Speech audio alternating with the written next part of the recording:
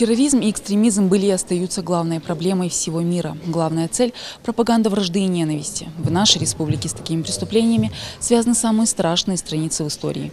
Нападения на сотрудников правоохранительных органов при исполнении служебного долга, взрывы, обстрелы и не только. В целях недопущения таких вопиющих случаев в общеобразовательных учреждениях республики проводятся профилактические встречи с молодежью. Направить, дать совет, наставления, чтобы ребята могли определить четкие границы, что правильно, а что нет.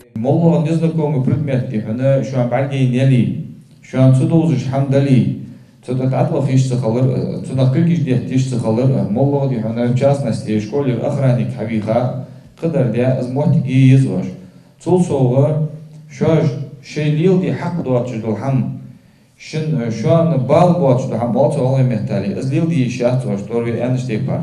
В зале ученики 7 по 11 классы. Это именно тот возраст, когда у ребят возникает интерес к тому, что им преподносят как геройство в просторах интернета. Преступники, используя всевозможные площадки, вербуют доверчивых подростков, прикрываясь религиозными тезисами. Но терроризм и ислам никак не могут быть совместимы, объясняют на встрече.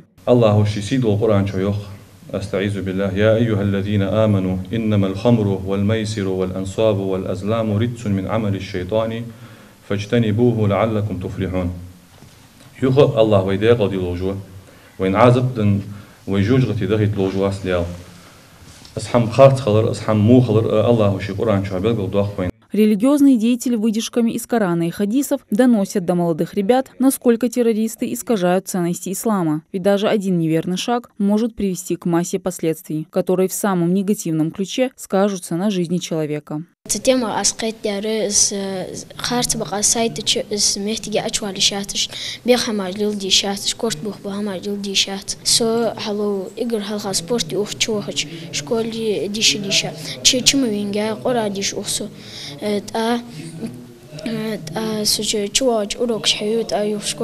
Допустим, школьник, он ходит в школу, он хочет получить образование и сделать себе карьеру. Но у него не получится этого сделать, если он будет лазить по ненужным сайтам. Это может обернуться самыми ужасными последствиями. Например, это приведет к позору семьи. План таких духовно-нравственных патриотических мероприятий утвержден Министерством образования и науки республики. Ежегодно в одной школе такие беседы со школьниками должны проводиться 2 раза – в первом и втором полугодии. Во всех образовательных организациях есть предмет истории религии. Учителя истории религии ведут огромную работу в этом направлении.